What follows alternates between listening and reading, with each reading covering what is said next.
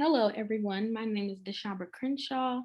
I am a second year MSW student, and I am the summer graduate assistant for the social work department here at Indiana State University. We wanted to make these videos to give you some instructions of where and how to enter in your field documentation as you enter into your field placement. We are no longer using Excel to enter timesheets, so this video will show you our new system, Sonia, where you will enter your field documentation at. I will give an example through my Sonia for better understanding. So if you just go to indstate.sonialive.com, it'll take you to this page. And you would just already have your login, and you will log in. And this is the home page of Sonia. So if you go over here to placements, it will have your generalist placement and your clinical placement. So we are going to go off the generalist placement, and you will see it say details and timesheets. So to enter in your timesheet, you will click on timesheets. And then from this page, you will see a list of your times and dates and the activities that you have done. So I'm just going to give an example. So you would go far on the left, add new timesheet, and say you work from 8 a.m. to 4 p.m. And in the middle, you will have lunch between noon and 1. So this is how you would do that. Instead of adding your lunch where it say break, you would just break up the timesheet. So let's just say we clocked in at 8 a.m. and we went to lunch at noon. So you would time out at noon, and then you would go over to your activities, and you can pick any activities that you've done that day. So direct client contact, shadowing, planning, preparation, documentation, etc. And then the rest of these activities will automatically fill in themselves. So once you put in your time, you absolutely have to make sure that you save it. If you don't save it, it will not automatically save on its own. So you would click save.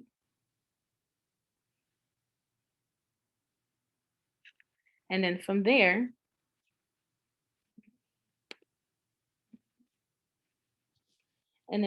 we will clock, when we clock back in at 1 o'clock, we will add another timesheet from 1 p.m. because let's say we had an hour lunch and then we left at 4. And then we still had direct client contact as our activity. And then you will hit save.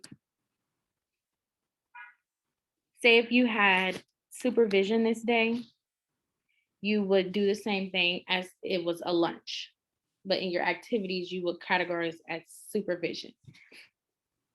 So let's just do another timesheet to have an example of that.